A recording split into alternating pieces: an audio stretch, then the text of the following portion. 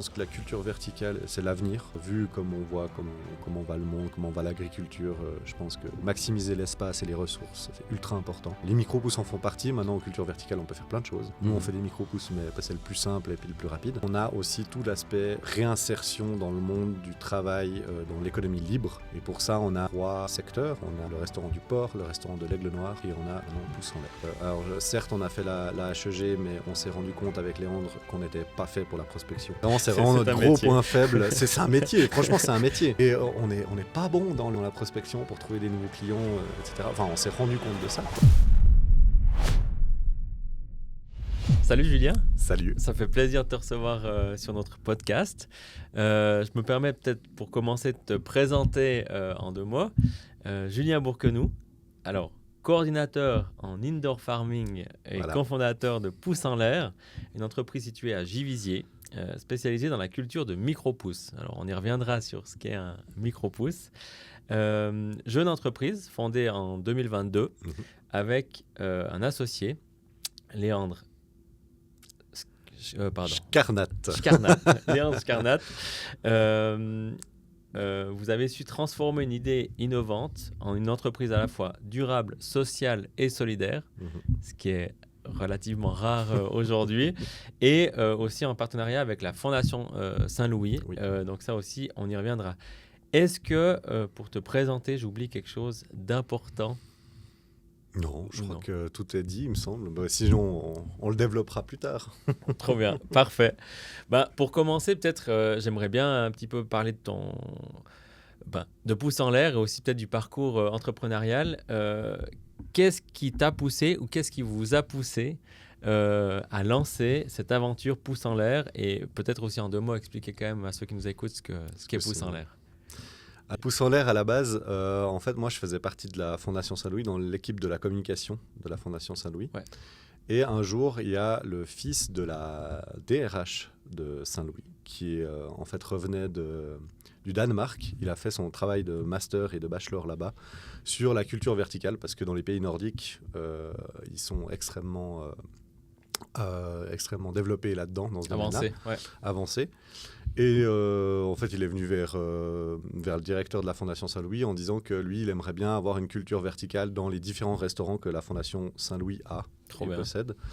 Et on s'est dit, le directeur s'est dit, pourquoi pas développer ça. Donc, il a fini son travail de master en Suisse en développant une petite culture verticale, mais au sein même de la Fondation Saint-Louis, dans une cave. C'était vraiment, c'était un peu sommaire, parce qu'on s'est tout simplement rendu compte qu'avec les normes d'hygiène, c'était pas possible de les mettre dans les restaurants. Visible dans les restaurants. Ouais, okay. Donc, il a fini son travail de bachelor, son travail de master, il l'a rendu, tout s'est bien passé. Et le directeur s'est dit qu'il y avait quand même matière à faire quelque chose avec ce projet-là. Donc, il m'a contacté moi, il m'a dit « Est-ce que ça te dirait de lancer ça, de professionnaliser un peu la culture verticale, les micro-pousses, etc.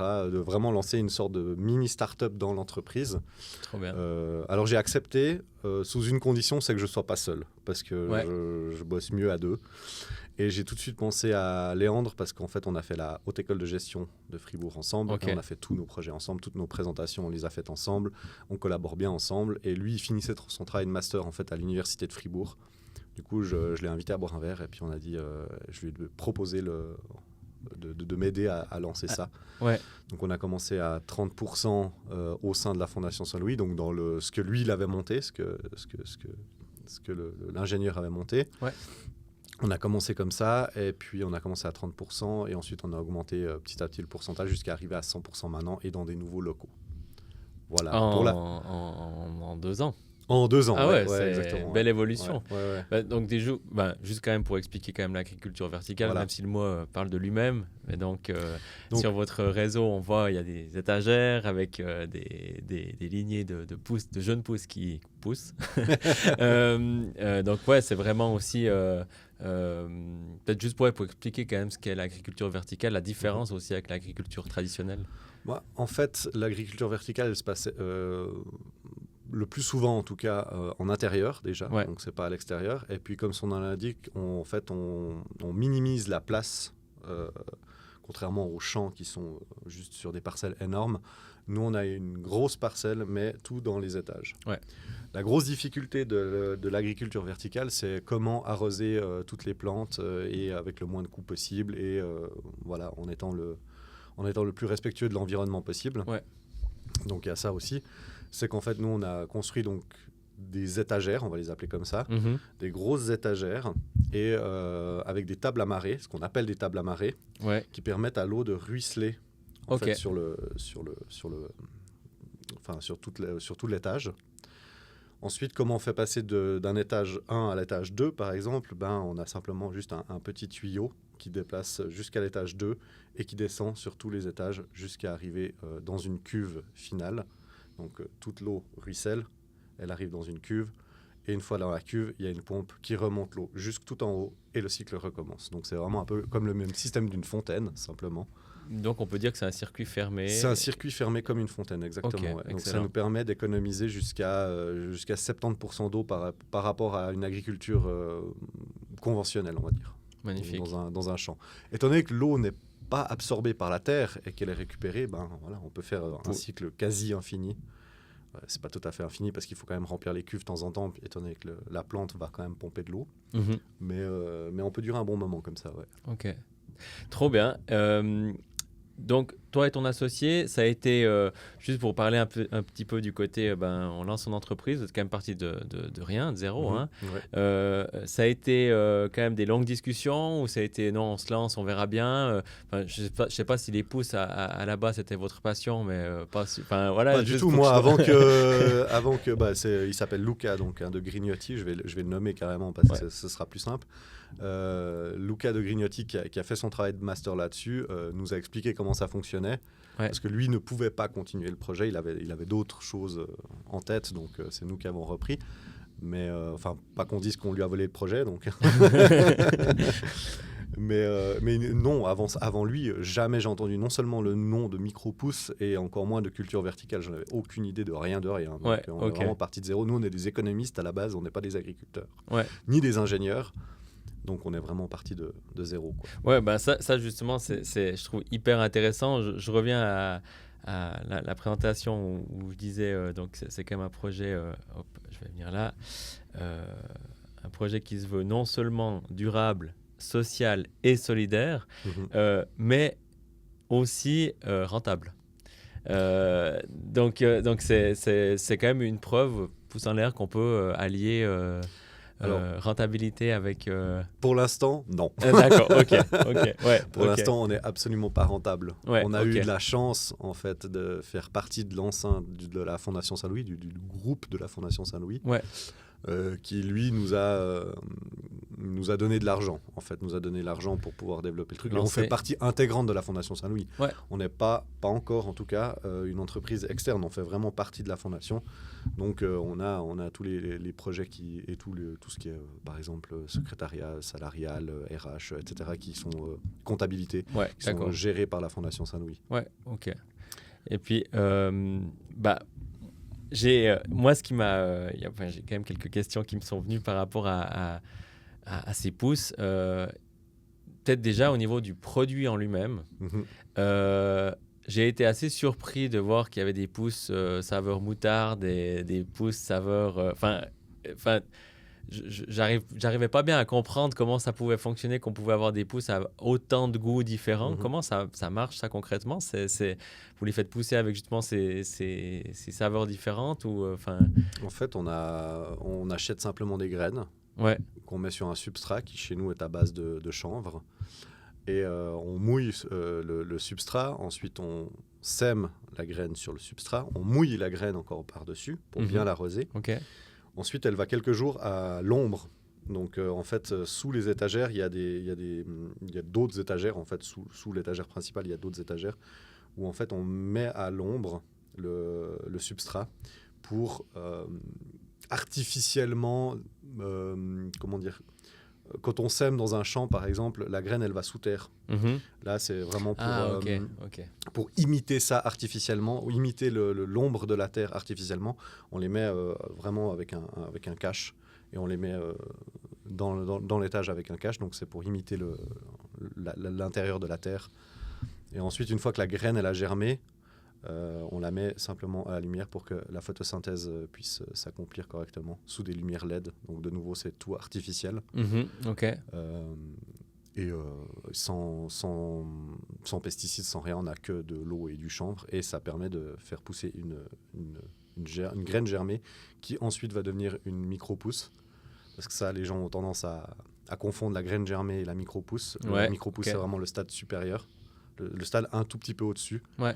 Et non, tu peux faire, parce que la moutarde, si tu as déjà cuisiné avec de la moutarde, tu sais que la moutarde, c'est des graines. Ouais. C'est des grains à la base. Bon, là, c'est pareil. Okay. Tu sèmes de la moutarde en graines, et puis tu les mets à l'ombre, tu les mouilles, tu les mets à l'ombre, ensuite tu les mets à la lumière, et ça donne des petites pousses de moutarde qui, si tu les laisses plus longtemps, vont donner des plantes de moutarde. Ouais, ok. Mais voilà. Et puis pareil pour le chou rouge, pour tout ce qu'on a. Il y a pas mal de sortes. On en a une 12-15. J'en ai vu quelques-uns. J'étais dessus tout à l'heure. Pour en citer quelques-uns quand même. Chou rouge, radis rose, roquette, poireau, moutarde, tournesol. Enfin, il y a vraiment des... Et encore, on est encore en train de développer avec des chefs de cuisine d'autres arômes, parce que techniquement, s'il y a une graine, il y a moyen d'avoir une pousse. Ouais, ok. Donc, alors, on pourrait imaginer... tout ne marche pas, par contre. Ouais, et surtout, tout ne marche pas en culture verticale et tout ne marche pas sur le substrat à base de chanvre. Ouais, mais tout est testable, par contre. Ça, c'est ce qu'on dit aux chefs de cuisine. Nous, on a une gamme propre. Après, s'ils en veulent d'autres, il y a moyen de faire autre chose. Parce que, du coup, il y a une forme d'innovation là-dedans. Dans le micro-pouce, quand même, juste pour qu'on comprenne un peu de quoi on parle, parce que pour quelqu'un, moi tu me dis ok, on plante une graine puis on la coupe juste un peu avant qu'elle arrive, mais l'innovation vient quoi du coup de comment ça pousse, ou bien comment c'est cultivé, ou ça vient de... Alors l'innovation, elle vient par la culture verticale déjà, parce que personne. C'est très rare de voir ça, et en Suisse encore plus, dans les pays nordiques. Donc la concurrence, pas beaucoup en Suisse En culture verticale, il n'y a pas beaucoup. Ouais, il n'y a pas beaucoup de gens qui font de la culture verticale. J'en ai 2 en tête.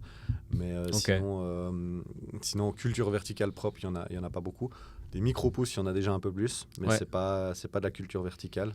Mais déjà, en soi, les micro-pousses, c'est déjà quelque chose. Moi, quand j'en parle autour de moi, que je fais ça, les gens me regardent avec des yeux, mais c'est quoi la micro-pousse? C'est intriguant. Qu'est-ce que c'est? Qu'est-ce qu'on fait avec ça? À quoi ça sert? Pourquoi? Et du coup, juste pour répondre à la question du pourquoi, c'est que la micro-pousse, pour le poids égal, a 40 fois plus de nutriments que le légume en question. Ok. Tu prends 40 grammes de radis et 40 grammes de micro-pousses de radis, il y aura 40 fois plus de nutriments dans les 40 grammes de radis que dans les 40 grammes de micro-pousses de radis pourpre, par exemple, que de radis. Je vais y arriver, ça fait beaucoup de fois. non, mais je pense que c'est compréhensible. Ça vient sur une des questions que j'avais, c'était les avantages nutritionnels des micro-pousses. C'est ça, quoi. C'est des boosters de vitamines. Et de saveurs aussi. Et de saveurs aussi. Parce que ce qu'il faut savoir aussi, c'est que quand tu goûtes une petite micro-pousse, ça a vraiment le goût du légume en lui-même, en fait. Le chou rouge a le goût de chou rouge, le radis a le goût de radis. C'est ce qui m'a bluffé la première fois que j'ai goûté une micro-pousse, c'est que ça a vraiment le goût, quoi. Ouais, du coup, vos clients, c'est les restaurants, c'est un peu là, vous êtes pour l'instant assez local, j'imagine, ou bien vous êtes déjà... En fait, on travaille avec un grossiste maintenant, qui lui livre dans toute la Suisse. D'accord, donc on fait tant de quantités par jour, et on livre... le grossiste vient chercher et lui redispatche dans toute la Suisse. Donc il y a beaucoup de restaurants à travers la Suisse qui ont nos micro-pousses. Trop bien. Et puis là, on est en train de développer aussi en ville de Fribourg, où nous, on livre. Par contre, en ville de Fribourg, c'est nous qui livrons direct avec les chefs. Et là, par exemple, on a eu contact avec Pépé Clément, justement, par exemple. Donc là, on va développer une nouvelle sorte de micro-pousse juste pour lui. Il nous l'a demandé. Carrément. Donc voilà, il y a aussi un peu ce côté un peu créatif qui est sympa à réaliser. Donc on a commandé des graines, il va falloir la tester, voir si ça fonctionne.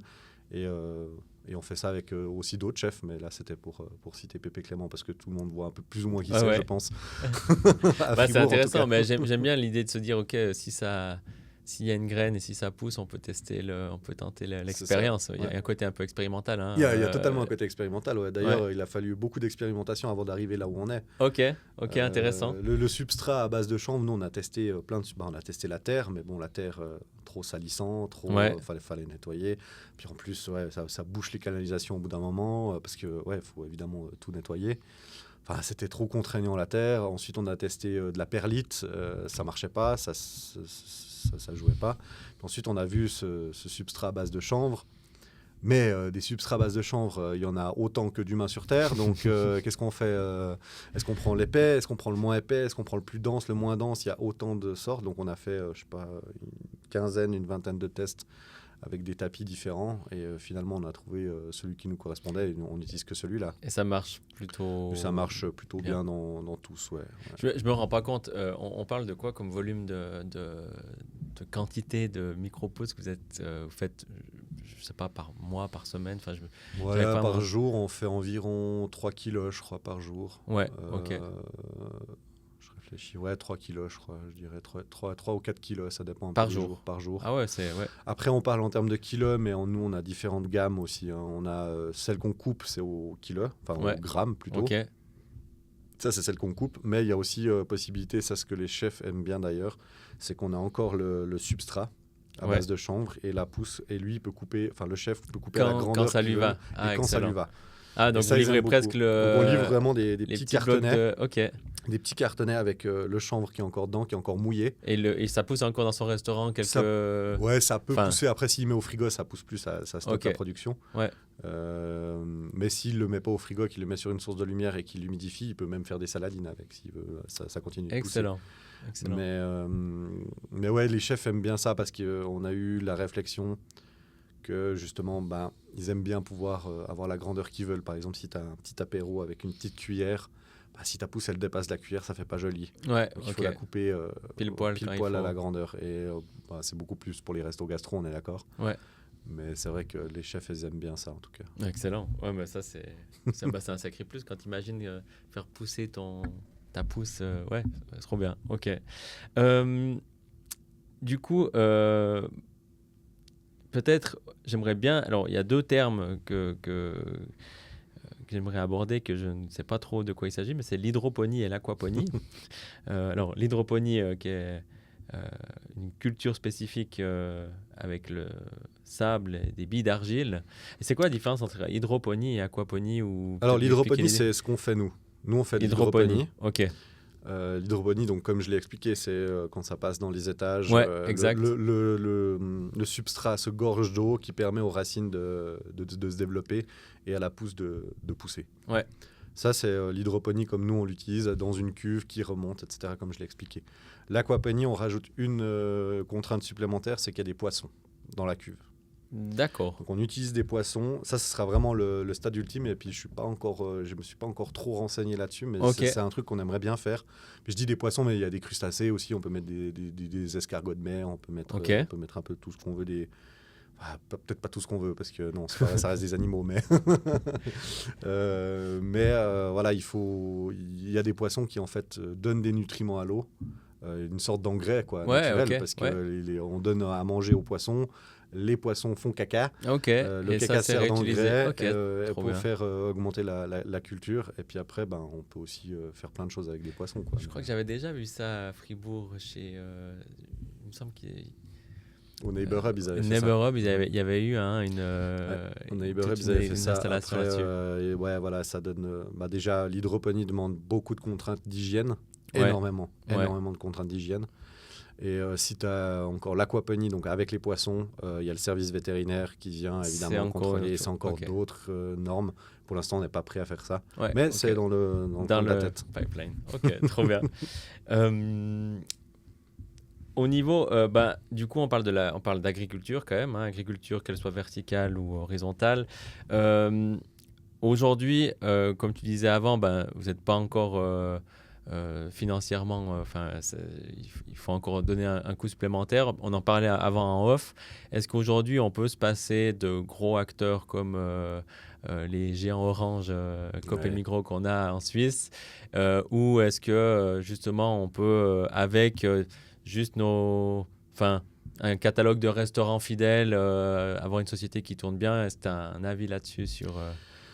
Alors nous, notre idée de base, évidemment, c'était déjà pas de grossiste et qu'on livrerait nous-mêmes et puis que voilà, on développerait un système de chauffeurs ou même d'aller livrer à vélo. On a un vélo électrique où on livre en ville de Fribourg encore avec une petite charrette derrière. Ouais. C'est très sympa, c'est très mignon, c'est très tout ce que tu veux, greenwashing, tout ce que tu veux. Dans la pratique, Compliqué. Ouais. Très très compliqué, ça demande énormément de moyens, énormément de temps. Ouais. Alors certes on a fait la HEG, mais on s'est rendu compte avec Léandre qu'on n'était pas fait pour la prospection. Enfin vraiment, genre, on est naze là-dedans. Vraiment, c'est vraiment notre gros point faible. C'est un métier, franchement c'est un métier. Oui. Et on est pas bon dans la prospection pour trouver des nouveaux clients, etc. Enfin on s'est rendu compte de ça, quoi. Donc ensuite on a fait d'autres analyses, on a dit ok, si on continue comme ça, au prix où ça coûte nos pousses, au prix où on les vend, combien de restaurants il nous faut pour être plus ou moins rentable. Ouais. On a calculé, il fallait entre 300 et 350 restaurants.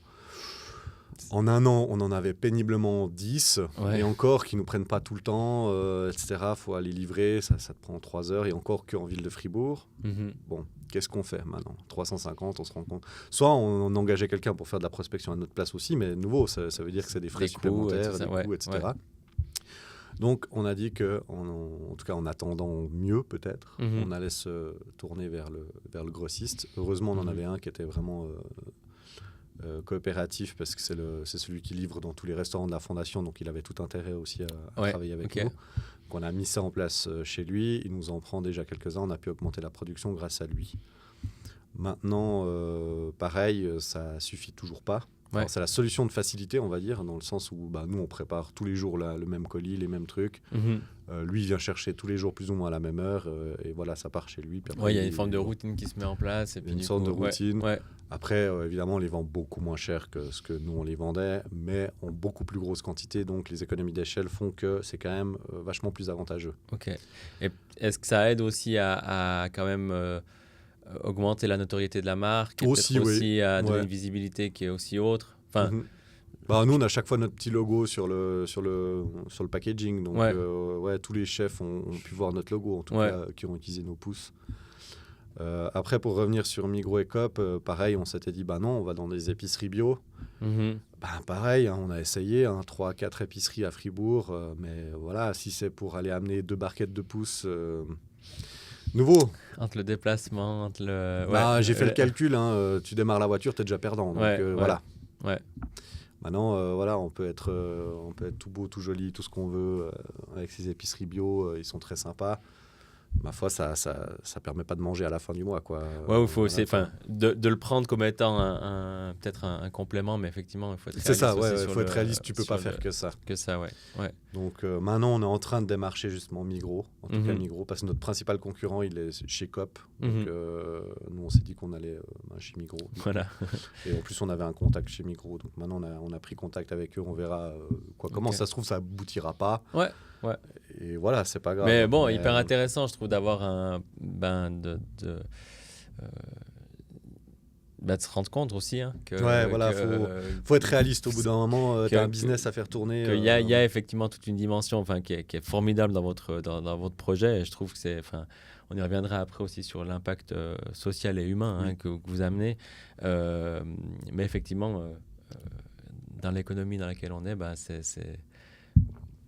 c'est ça. On peut pas non plus effectivement se passer de certains acteurs, donc ça, de toute façon, que ce soit nous ou des agriculteurs, des agriculteurs conventionnels, tout à fait. On voit bien qu'eux aussi, juste faire leur magasin à la ferme ou aller au marché, malheureusement, ça suffit pas. Possible.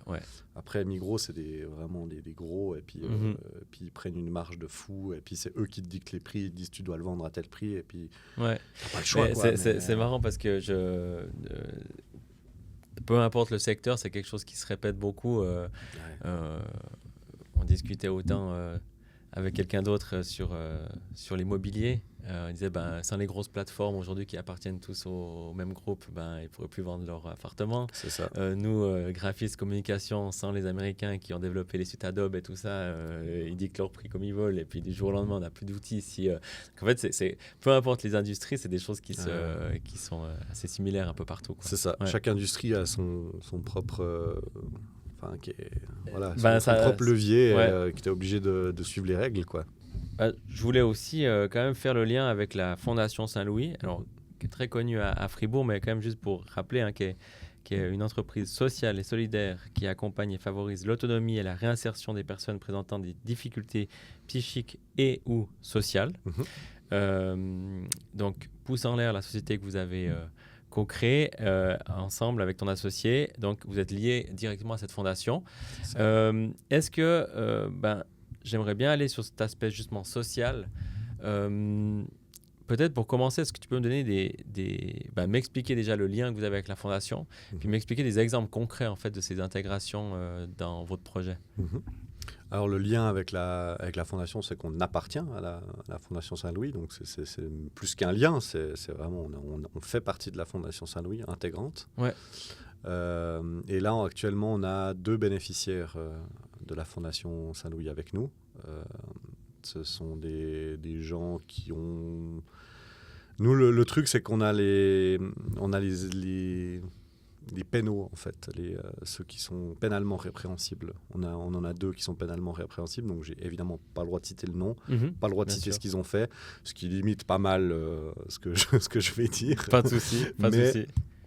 En gros, la Fondation Saint-Louis a de nombreux bénéficiaires, que ce soit de la schizophrénie, de la bipolarité ou de l'aspect social qui ne fonctionne pas. Et en fait, on permet à ces gens de se réintégrer dans le monde du travail. Donc, la Fondation Saint-Louis a divers ateliers, mais ce sont des ateliers protégés. Donc, où il y a des MSP, des maîtres socio-professionnels qui s'occupent d'eux, donc qui sont formés pour eux, etc. Et on a aussi tout l'aspect réinsertion dans le monde du travail, dans l'économie libre. Donc, ce qu'on entend l'économie libre, monsieur et madame tout le monde qui vont travailler dans n'importe quelle entreprise. Et pour ça, on a 3 secteurs. On a le restaurant du Port, le restaurant de l'Aigle Noir et on a maintenant Pouce en l'air. Parce que Pouce en l'air et l'Aigle Noir et le port de Fribourg ne sont pas des ateliers protégés, donc on n'est pas MSP, on n'est pas maître socio-professionnel, mais on accompagne quand même les gens pour leur donner une sorte de porte de sortie. Ouais, c'est fantastique. Que si y a moyen de les sortir de ce cadre social et qu'ils aient retrouvé un travail, retrouvé un appartement, retrouvé une vie normale, comme on l'entend conventionnelle de monsieur et madame tout le monde. Donc voilà, ça c'est le but. Maintenant, nous, avec nos 2 bénéficiaires qui sont pénalement répréhensibles, ça ne dépend pas forcément de nous, ça dépend surtout du juge, de la justice.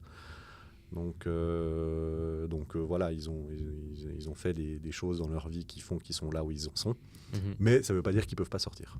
Ouais, ok. Pour l'instant, ils n'ont pas le droit, mais ça ne veut pas dire qu'un jour, ils pourront se développer. Et je pense que l'aspect, justement, au sein de Pouce en l'air, le fait qu'on ne soit pas un atelier protégé, favorise aussi leur réinsertion dans le monde du travail. Eux, ils ont, par exemple, pour donner juste un exemple, les ateliers protégés, ils bossent sur 34 heures semaine, ou 32 heures, ou 34 heures semaine. Ouais. Chez nous, ils bossent sur 42. Ouais, c'est donc normal. Standard. 42. Ouais. Alors, par contre, ils ont 6 semaines de vacances et normalement, on en a 5. Nous, par exemple, on en a 5. Eux, ils en ont 6. Mais ils bossent sur 42 heures semaine. Ouais. Je fais juste une aparté, mais c'est vrai que je trouve assez incroyable la fondation. Tu viens de citer juste l'Aigle Noir et le Port. Quand on prend juste ces choses qui sont... faut quand même dire, c'est quand même des entreprises à part entière qui sont créées. C'est pas du tout. Alors, pas Pouce en l'air, mais l'Aigle Noir et le Port sont pas du tout subventionnés. Ça, donc il faut aussi dire à quel point c'est, je trouve, une magnifique et belle histoire entrepreneuriale, parce que il y a l'association, mais derrière, on crée quand même des sociétés à part entière pour encore aider ces gens à se réintégrer. Et puis, pour connaître les deux endroits, c'est quand même en plus des endroits phares de la ville de Fribourg. Donc, c'est ce qu'on appelle en fait l'entrepreneuriat social. En fait. Ouais. C'est vraiment devenu un secteur à part entière, d'ailleurs, l'entrepreneuriat social, où tu engages des gens. Alors, évidemment que voilà, ils sont payés par l'AI, donc tu les rémunères pas comme tu rémunérerais quelqu'un, donc ça te fait un peu moins de charges. Ouais. Ça c'est sûr, mais par contre ces entreprises-là ne sont pas subventionnées, on ne reçoit pas de dons, etc. de la part de l'État pour pouvoir réinsérer ces personnes. C'est une économie libre, donc voilà. Mais voilà, il y a aussi d'autres contraintes. Nous, on a 2 ou 3 bilans par année avec eux, avec la justice aussi. On a le lien avec les avocats, etc. Et puis, il faut répéter 4 fois la même chose. Enfin, c'est comme si tu avais un stagiaire dans ta boîte, tu dois lui apprendre et tu dois répéter 4 fois les choses. C'est aussi des contraintes, donc c'est pour ça aussi que tu peux pas les payer comme... tu peux pas avoir les voilà, deux bons côtés de pas la avoir balance. les deux bons côtés de la normal. balance. Par contre aussi, je reviens passer l'exemple concret du port, typiquement. C'est un endroit en basse-ville qui est ouvert que de mai à septembre, par exemple. Et là, il y a une toute petite cuisine. Et quand il y a toute la terrasse qui est pleine, c'est 400 repas la journée. Donc que tu sois schizophrène, que tu sois bipolaire, on s'en fout. Les 400 repas, ils doivent sortir et puis c'est tout, quoi. Donc voilà, au final, je trouve que c'est génial l'entrepreneuriat social. Ouais. Et après, ces gens pourront retrouver du travail dans d'autres restaurants parce qu'ils auront une expérience dans le restaurant et ils auront un salaire qui correspond, par exemple, à leur demande. Du coup, toi, par rapport à l'expérience que tu as, parce que en tant qu'entrepreneur, pas tout le monde peut dire qu'il a une expérience dans l'entrepreneuriat social, tu es convaincu du modèle? Oh, moi, je suis convaincu du modèle. Ouais, on l'a aussi appris à la HEG, c'était un cours à la Haute École de Gestion, ils le donnent maintenant, le cours d'entrepreneuriat social. Ouais, ok. Ouais, et du coup, pour Pouce en l'air, c'est vraiment quelque chose que vous voulez défendre, faire évoluer. Exactement. C'est génial. Alors, c'est pour ça qu'on est fiers de dire qu'on fait aussi partie de la Fondation Saint-Louis et puis qu'on a des bénéficiaires avec nous. Ouais. Heureusement, c'est pas un métier très technique, on va dire. Couper des pouces, etc. On peut croire que c'est à la portée de tout le monde, mais pas forcément. Mais disons que c'est comment dire ça, c'est des petites mains, quoi. Voilà. Ouais. Qui aident, qui font de la manutention. Mais eux, ça les valorise, c'est énormément, quoi. Ouais. Je veux dire, soit on en a plusieurs fois dit, quand on a un qui a un problème, par exemple, qui vient, ça aussi, l'entrepreneuriat social, ils viennent pas travailler parce que ils sont pas bien, parce que ce qui est normal, qu'on s'entend. Mais il y en a un qui va pas bien, qui est pas bien moralement, machin, qui doit aller voir sa psy, qui a des rendez-vous médicaux, etc. Faut le libérer du temps de travail pour ça aussi. Il y a tout un champ qu'il faut accepter. Il y a tout un champ qu'il faut accepter. Puis quand ça va vraiment pas au travail, ça arrive. Il y en a un qui pète un câble, machin, qui insulte tout le monde. Ça peut arriver. Là, il faut savoir réagir. Faut réagir en tant que tel. Et puis je sais même plus où je voulais en venir avec tout ça maintenant. L'entrepreneuriat social, c'était surtout un peu parler de ce modèle qui est pas commun. Mais non, mais t'as très bien répondu. Tu défends bien ce modèle-là. Et puis c'était aussi surtout le lien avec l'association. Donc parfait. Peut-être pour revenir à Pouce en l'air. Donc maintenant, ça fait 2 ans que vous avez lancé Pouce en l'air, ce qui est tout à fait... tu disais avant que vous n'étiez pas encore à une rentabilité ou une stabilité, mais ce qui est, je dirais, normal pour une société qui a 2 ans, souvent. Ouais. On ne s'attend pas avant 3-5 ans, des fois, d'avoir un produit que pas beaucoup de gens connaissent. J'espère qu'on lui fera un petit coup de pub aussi grâce à ce format-là. C'est quoi ta vision de l'avenir pour cette société-là? J'entends par là, est-ce que déjà toi, en tant qu'entrepreneur, toi et ton associé, est-ce que vous avez déjà des discussions sur l'avenir de cette société et puis, ou bien l'avenir aussi des technologies que vous voulez y amener, de l'innovation que vous voulez amener, du côté social que vous voulez y amener? Comment tu vois la suite? Alors, il y a plusieurs choses. La première, ce serait vraiment d'augmenter la production. Ça, c'est étape numéro 1. Augmenter la production, ce qui veut dire peut-être un autre grossiste aussi avec. Je ne sais pas, à voir, mais peut-être d'avoir d'autres clients. J'aimerais beaucoup développer l'aspect fribourgeois, en fait. En tout cas, de la ville. Pour commencer, de la ville. Après, peut-être voir du canton que nous, on va livrer et qu'on peut discuter avec les chefs. Vous voulez quoi? On peut vraiment personnaliser le service qu'on fait, quoi. Et ça, j'aimerais beaucoup développer ça. Mais pour ça, il faut aussi maintenant qu'on laisse un peu de côté aussi avec Léandre l'aspect production, parce qu'on est encore beaucoup en production. Ouais, ok. Donc maintenant, il faut qu'on lâche un peu et puis qu'on ait confiance en nos bénéficiaires pour suivre la production. Et donc, on est soit délégation. Délégation, exactement. Ouais. Qu'on apprenne un peu à déléguer et à les laisser faire. Après, c'est pas évident parce qu'il y a aussi beaucoup d'erreurs, de nouveau, mais voilà. Ouais. C'est normal. Et il faudrait qu'on apprenne un peu plus à déléguer. Et on aimerait aussi développer, comme je l'ai dit, l'aquaponie. Mais ça, c'est vraiment... projet d'avenir. Vraiment musique d'avenir presque lointain. On peut même parler de long terme. Ouais. Et l'objectif final, c'est d'être rentable, quoi. Au moins rentable, voire, si c'est possible, sortir de la Fondation Saint-Louis et d'être une entreprise à part entière. Ouais. Qui a toujours ces liens sociaux qu'on développerait de toute façon ensemble. Cette fois, on sera vraiment en lien avec la Fondation Saint-Louis et pas au sein intégré.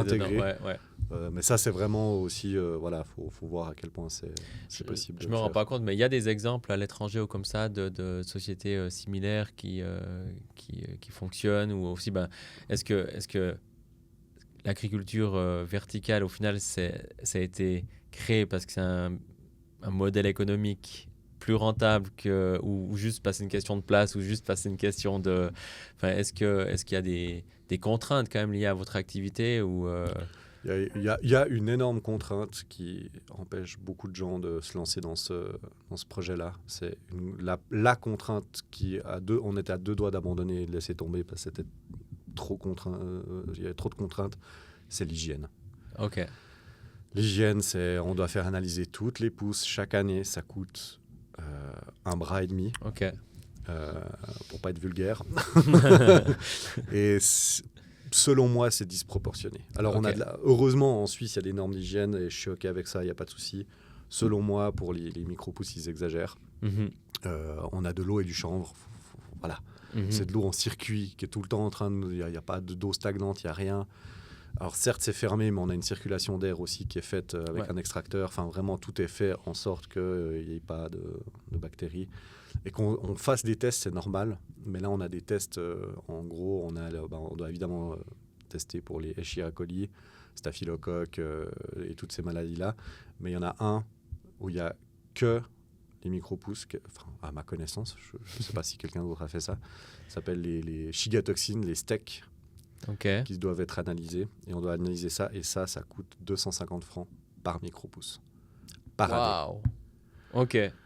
Donc, par micro-pouce. Par micro-pouce. Donc ça, franchement, quand on a appris ça, quand la personne de l'hygiène est venue nous dire « Ouais, il faut faire ces tests-là, ça coûte 250 francs », on était là. Ok, 250 francs. Combien on vend de micro-pouces à 250 francs? Voilà. Quand tu dis micro-pouce, on parle c'est un volume, ou on parle vraiment de la... Ah non, c'est par exemple pour tester du chou rouge, il faudrait 200 grammes à peu près de... Je crois que c'est 200 grammes de chou rouge. Quoi. Ouais, ok. 200 grammes de chou rouge, 200 grammes de radis, 200 grammes de machin, et chaque sorte coûte 250 francs par année. Ok. Donc plus tu diversifies ton panel, plus ça coûte cher. Évidemment. Et là, tes économies d'échelle, elles flambent comme neige au soleil. Et puis, voilà. Et selon moi, c'est pas utile. Vraiment pas utile. Ouais. Parce qu'en plus, moi j'ai eu le labo, ils étaient là, on fait ça, mais on sait même pas s'il y a vraiment ou pas. Donc voilà. Moi, je suis pas laborantin, je comprends rien. Moi, je suis dans le business, je suis pas dans les labos, mais je comprends pas trop l'utilité. Encore maintenant, aujourd'hui, je comprends pas trop. Et en fait, tout ça, ça vient d'une histoire, c'est qu'en 2011, je crois que c'est même pas en Suisse, ça devait être en Europe. En 2011, il y a une intoxication via des graines germées. Donc pas des micro-pousses, des graines germées. Il y a eu une intoxication en 2011 où il y a eu 2 personnes qui sont mortes. Et on sait comment on est en Suisse avec être assuré quand il y a un problème. C'est, voilà, on pose le cadre, maintenant tout le monde fait ça, basta terminé, peu importe ce qui se passe, tout le monde fait ça comme ça, il n'y a personne qui est mort. Oui, mais bon, personne qui est mort, mais les entreprises ne peuvent pas rentrer sur le marché à cause de ça et on ne peut pas avoir le produit. Et du coup, on fait quoi? On l'importe de Hollande où ils n'ont pas ces contraintes-là. C'est les mêmes contraintes, enfin, c'est la même chose que les producteurs, quoi. Voilà, on a les producteurs, les agriculteurs, je veux dire, ils ont certaines contraintes qu'en Europe ou ailleurs, ils n'ont pas. Donc, comme ils ont ces contraintes-là, ça vaut plus cher. Comme ça vaut plus cher, personne n'achète. Et on importe d'un pays qui n'a pas ces contraintes-là. Et qui est moins taxé. Qui est moins taxé, qui est moins cher, qui est Ouais, machin, qui est tout ce que tu veux. Ouais. Mais du coup, selon moi, c'est juste un énorme. Ouais, énorme là, frein. tu soulèves un Ouais, alors là, il y a un gros débat. un gros débat et un gros sujet. Mais selon moi, voilà, Mais, c'est aberrant, quoi. Mais la Ça- porte d'entrée est du coup pas Ouais. facile. Parce Non. que entre ce qu'on disait avant avec les acteurs que tu dois activer pour vendre C'est ça. et les contraintes que tu as pour créer, Ouais. ben, l'un dans l'autre. Alors, si t'as pas, nous on a de la chance d'avoir la structure de la Fondation Saint-Louis. Sinon, ça derrière. pourrait actuellement c'est- pas exister. non, Ouais, ça ouais, existerait, ouais. ça existerait pas. Mais donc, déjà, on peut lancer un appel à tous les restaurateurs qui aimeraient mettre des pouces sur leur. Non, ben c'est vrai. Je pense oui. parce que c'est vrai qu'aussi les réseaux. On a quand même une chance dans notre canton. D'autres cantons l'ont aussi, mais on a cette chance, je trouve, génialissime d'avoir un bon bouche à oreille. Les gens, quand ils se connaissent, ça travaille entre eux et tout ça. Donc, je sais pas si tu le ressens aussi avec les gens avec qui tu collabores, mais il y a Oui. il y a une sorte on donne du travail à ceux qui font du bon travail, et puis il y a ce truc où on partage aussi entre personnes. Donc s'il y a des gens qui veulent mettre des pouces sur leur plat, Voilà. en plus c'est magnifique. Appelez-nous. D'accord. J'ai bien aimé ce que tu disais sur la diversification des produits. Est-ce que ça c'est une bonne ou une mauvaise stratégie? Ouais, Ça, je c'est trouve que ça. c'est un gros débat. C'est un gros débat qu'on a Parce que encore. Hein. nous-mêmes, dans nos services, on a eu cette tendance pendant longtemps à vouloir diversifier un maximum Ouais. en se disant on allait prendre des parts de marché. Et puis plus on avance, plus en fait on est en train de réduire le champ des services pour dire on préfère être hyper... Enfin, je me rends pas compte si aujourd'hui tu as deux sortes de micro-pousses qui se vendent à 80% et puis le reste à 5%, ou sinon il y a une sorte d'équilibrage entre tes... Non, il y en a qui se vendent à 80, il y en a d'autres qui se vendent jamais. Ok, ouais. Typiquement, celles qu'on vend chez le grossiste, voilà, elles sont testées, elles sont machin, etc. Là, maintenant, quand on va développer, par exemple, pour Pépé Clément, on va déjà voir si ça marche, voir si ça lui plaît, et ensuite, on fera les tests nécessaires. Mais ouais, non, c'est clair. Mais après, c'est aussi un débat qu'on a avec Léandre, hein, parce que lui, il veut tout tester, il veut tout essayer. Puis moi, je suis responsable de l'hygiène derrière. Puis je suis là, c'est bien, non, mais c'est bien, hein, parce que oui, on va faire ça. Mais en fait, ça c'est marrant parce que je trouve mais en fait, chaque entreprise est liée à exactement les mêmes problématiques et mêmes difficultés, alors que les domaines n'ont rien à voir.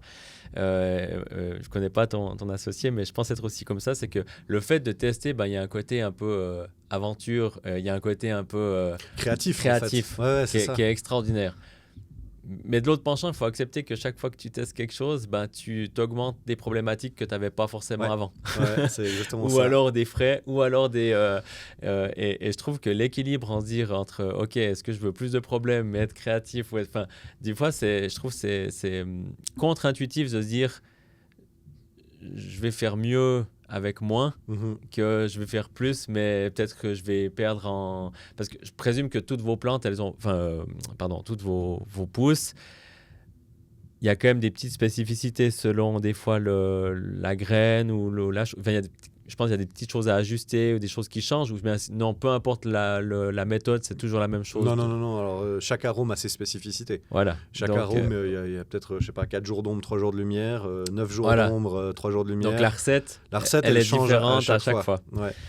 Donc augmentation de complexité aussi. Alors là, c'est clair, quoi. Ça, c'est alors là, la complexité, ça, c'est un casse-tête qu'on a encore actuellement. Ouais, je comprends. Ouais.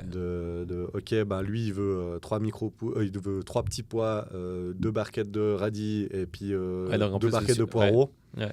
Ok, bon, alors tu commences quand à semer, tu commences quand à mettre à la lumière et tu commences quand à récolter. Enfin, récolter, oui, tu récoltes toujours même. Mais... Et là, après, la grosse question dans ce genre de cas, mais nous, on a été confrontés à exactement la même chose, c'est de passer d'un modèle potentiellement de sur-mesure à un modèle de standardisation. Voilà. Et de dire, en fait, comme tu viens de dire, l'exemple est parfait, dire, lui, il veut 2 plus 4 plus 8, l'autre, il veut 2 plus 1 plus 1. Voilà. Puis en fait, non, maintenant, notre modèle basique, c'est ça. Et puis vous le prenez et puis c'est marrant que tu parles de ça parce qu'on en a parlé hier typiquement parce que maintenant on a un nouveau logiciel en fait on l'a pas développé, on a été chercher un nouveau logiciel qui pourrait correspondre parce qu'évidemment comme personne fait ça tu prends quoi comme logiciel pour faire ça? Pendant longtemps on a fait Excel, mais Excel ça va à un moment puis après au bout d'un moment ça va plus. Mais c'est rigolo que tu parles de ça parce que hier j'étais en train de mettre dans le nouveau logiciel justement toutes les recettes. Et je disais à Léon, je dis mais qu'est-ce qu'on fait? Est-ce que tous les jours, comment en fait dans le logiciel, on met une micro-pousse, puis comment on l'attribue à un client? Tu vois. Ouais, ouais. Sauf que tu récoltes 500 grammes, mais tu as peut-être 300 grammes qui vont pour un client, 200 grammes qui vont pour un autre, et encore, peut-être tu as encore du surplus derrière. Comment on fait? Ouais. Et en fait, on a vraiment une grosse discussion hier avec Léandre, et on s'est dit, en fait, faut qu'on fasse tous les jours la même chose. Ouais. Et on donne une grosse partie, c'est pour le grossiste. Le reste, ça peut être des petites commandes, mais on sème tout le temps la même chose, et s'il y a, il y a, s'il n'y a pas, il n'y a pas. Ouais, ouais. Voilà. Et aussi d'inverser, nous, un truc qu'on a vraiment compris qui a changé notre manière de penser, c'est pas d'inverser d'où vient la commande. Ça veut dire, dans le sens, ce que je veux dire par là, c'est de dire, c'est toi qui expliques qu'est-ce qu'est ton produit. Et puis voilà, mon produit, c'est ça, et je vous vends ça. Et pas, qu'est-ce que vous voulez? Qu'est-ce que vous voulez? D'accord, je vais m'arranger pour vous le faire. Voilà. Et ça c'est dur parce que nous-mêmes, on a enlevé des services, on a enlevé des trucs. Là, on a essayé de standardiser le branding d'une entreprise sur un processus, etc. Chaque entreprise est différente, chaque personne est différente, chaque histoire est différente. Ça a été un casse-tête énorme, mais de mettre d'accepter qu'en fait, il y a un cadre dedans, la créativité. Il y a un process, voilà. Il y a un process qui est répété. Mais après, ça ne t'empêche pas de dire, OK, tu sors tes pouces, mais peut-être que tu arrives à être créatif avec... c'est toujours le même process, mais tu arrives à être créatif avec ce que tu sors journalièrement. Ouais. Puis ça, en fait, ça change un peu la vie parce que tu standardises et puis tu... Là, on est encore vraiment sous le coup de l'essai, mais, mais comme je disais, moi, j'aimerais bien développer juste la ville de Fribourg, les chefs, juste avoir cet aspect créatif-là, qu'on peut vraiment créer avec les chefs de cuisine et tout. Et derrière tout le reste, tu as les grossistes où en fait tu donnes en masse et tu fais tout le temps la même chose. Et comme ça, au moins, c'est clair. Tu as ton volume qui est fait. Tu as ton volume qui est fait. Et en fait, tu as une sorte de vache à lait derrière. Si on peut les appeler comme ça. C'est vraiment le modèle économique. C'est ce qui te fait manger. Tu fais vache à lait. Puis ensuite, tu as le côté créatif qui te fait plaisir derrière. Et ça doit être genre, je dirais, un 8 ans de 20. Ce serait déjà pas mal. D'ailleurs, ça peut être hyper cool d'un point de vue même tout le reste pour vous parce que tu peux avoir le côté très... tu fais venir les chefs entre eux, tu peux après faire des choses avec eux sur mesure et tout ça, hyper créatif, hyper... je pense que les deux mondes peuvent s'allier. Après, les chefs aussi, c'est compliqué de travailler avec dans le sens qu'ils sont tout le temps dans l'urgence. Ils veulent le produit maintenant. Ouais. Pas demain, pas après, maintenant. Ouais. On en a déjà qui nous ont appelés, je veux ce produit-là, tu peux m'en livrer demain? Non, il faut 1 mois pour le faire pousser celui-là. Okay. C'est vraiment, en plus, le plus compliqué, c'est 50 jours, je crois, pour le faire pousser. Ça, c'est intéressant, parce que niveau timing, c'est vrai que moi, on n'en a même pas parlé, mais... Ouais, alors la plupart, les plus simples, sont 1 semaine. Okay. Donc, 1 semaine, c'est pas grave. Puis ça, on en plante tout le temps. Puis au pire, justement, on en plante pour le grossiste. Donc au pire, on prend chez le grossiste où on a moins de marge et on les donne à nos clients, à nous, qui en ont envie, tu vois. Ça, c'est pas du tout un problème. Le problème, c'est quand il veut vraiment des choses spécifiques. Typiquement, je dirais la capucine ou bien ce qu'ils veulent tous maintenant, c'est de l'oseille veinée. Donc, on est en train de tester, mais ça fait 1 mois qu'on teste l'oseille veinée. Okay. On arrive maintenant à la faire pousser, mais il a fallu 50 jours, 1 mois et demi pour réussir à la faire pousser. Et du coup, c'est 50 jours de délai. Mais tu peux pas demander à un chef. Il t'appelle, il dit je veux ce produit. Ok, tu l'as dans 50 jours. Jamais il te prend et jamais il va te recontacter. Ah ouais. Après, est-ce que tu pourrais, par exemple, faire comme... nous, on accompagne aussi des restaurants parce que nous, on doit mettre à jour typiquement des cartes de restaurants, des choses comme ça. Donc, on sait que la chasse arrive à telle période, on sait que l'été arrive à telle période, on sait que l'hiver... Est-ce qu'après, tu peux justement commencer à faire tes tests puis à dire chaque année, on sait que... alors, on a essayé, mais finalement, ils sont quand même pas comme décalés. Ça. Donc, ok. Alors, ça dépend ça dépend quel chef, ça dépend le restaurant, ça dépend de beaucoup de choses. Mais la plupart, ils veulent le produit maintenant ou genre demain ou à la limite dans 1 semaine, c'est pas grave. Ouais. Tu peux pas leur dire dans 50 jours ton truc il est prêt. Ouais, je comprends. Eux déjà, donc c'est encore moi je connais le chef de l'Aigle Noir notamment, qui en a beaucoup travaillé, que ça fait aussi partie de la Fondation Saint-Louis. Mais typiquement, il nous appelait, même j'allais lui livrer. Et il me disait, merde, il n'y a pas assez. Tu peux m'en ramener 2 boîtes encore en fin d'après-midi? Tu vois, oui, on va se débrouiller, pas de souci. Donc, tu trouves des solutions. Ouais. Enfin, tu essaies de trouver des solutions, en tout cas. Parce qu'une fois qu'elles sont coupées, je me rends pas compte, mais ça reste... on peut l'utiliser dans les combien de jours après? Nous, on a fait des DLC. Justement, c'est aussi des tests d'hygiène qu'on doit faire. Mais nous, on a fait les DLC à 10 jours. Ça tient 10 jours. Ouais. Et sur le substrat, dans un frigo pro, Pépé Clément, il en avait qui dataient de 3 semaines. Elles étaient encore très bien. Okay. Donc... c'est pour ça que vraiment donc le modèle, au final, le modèle la livrer avec vraiment les mettre dans le frigo dans les cuisines, c'est quand même une bonne solution, quoi. Oui, ouais. C'est comme ça, s'il en va un peu plus, un peu moins. C'est ça, exactement. Ouais, ok. Et puis, pour revenir avec les chefs, en fait, leurs cartes, ils les font pas 2 mois avant. Ouais. Ils les font une semaine avant, il a la carte. Enfin, en tout cas, l'expérience que j'ai, je pense que tous les chefs ne se valent pas, mais ceux que je connais, une semaine avant de lancer la carte, ils ont fait la carte. Ouais. Bah, toi, vous faites des cartes pour les Ah restaurants. Oui, je pense que c'est un peu la galère d'avoir les menus. J-3, J-2. Exactement. Ouais. Moi, j'ai aussi fait ça pour la Fondation Saint-Louis quand je bossais dans la com. Ouais. Pareil, hein, tu téléphones au chef, t'as la carte. Demain. Ouais, mais tu la lances demain la carte. Moi, il me la faut avant pour la mettre en page. Donc, nous, on essaie de prévoir les grosses périodes parce qu'on sait qu'il y a des grosses cartes qui arrivent 3-4 fois par année. Mais effectivement, après, le temps que les choses soient dites, faites et finalisées, effectivement, c'est souvent quelques jours. Après, l'avantage aussi avec les micro-pousses, c'est que nous, on peut faire du radis toute l'année, on peut faire du maïs toute l'année, on peut faire... le fait que c'est en intérieur, tu n'es aussi pas lié à toutes les intempéries, tout ce qui pourrait arriver. Tout ce qui est grêle, on s'en fout. Qu'est-ce qu'on pourrait... parce qu'on arrive gentiment à la fin déjà. Donc, on va finir sur une question et plutôt aussi à la fin, un mot de la fin de ton côté. Qu'est-ce qu'on pourrait... Quel serait ton souhait justement pour Pouce en l'air ces prochaines années Alors j'ai compris, changer aussi l'aquapanier. L'aquaponie, ce genre de choses, mais ton rêve entrepreneurial par rapport à cette entreprise, ce serait quoi? L'objectif, ce serait d'arriver à 0, à un seuil de rentabilité d'ici fin 2025. Ça, c'est l'objectif. Magnifique.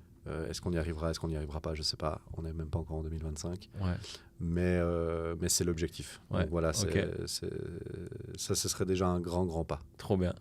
Et puis, peut-être mot de la fin pour tous ceux qui nous écoutent et qui seraient du coup intéressés aussi par Pouce en l'air, qu'ils soient restaurateurs ou consommateurs. Oui, tout à fait. Peut-être un mot de la fin ou quelque chose, ou même pas forcément lié au produit, mais aussi quelque chose que tu aimerais transmettre ou un message personnel que tu aimerais... sur lequel tu aimerais terminer? Moi, je dirais que je pense que la culture verticale, c'est l'avenir, en tout cas. Vu comme on voit comment va le monde, comment va l'agriculture, je pense que maximiser l'espace et les ressources, c'est ultra important. Et les micro-pousses en font partie. Maintenant, en culture verticale, on peut faire plein de choses. Nous, on fait des micro-pousses, mais c'est le plus simple et puis le plus rapide. Mais on pourrait faire pousser plein de choses, des salades, etc. Donc, je pense que... essayez de vous renseigner parce que c'est très intéressant. Et les micro-pousses, vive les micro-pousses. Magnifique. Je sais pas trop quoi dire. Non, mais écoute, c'est parfait. Écoute, merci, c'était un super merci moment. À vous pour l'invitation. Et du coup, à bientôt, quoi. Merci. À bientôt. Ciao. Merci d'avoir écouté cet épisode d'In Progress. Si tu as apprécié cet échange, n'hésite pas à nous laisser une note ou un commentaire.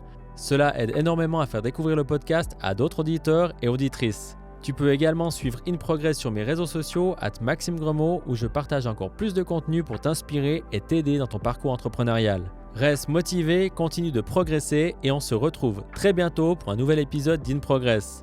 À la prochaine, ciao!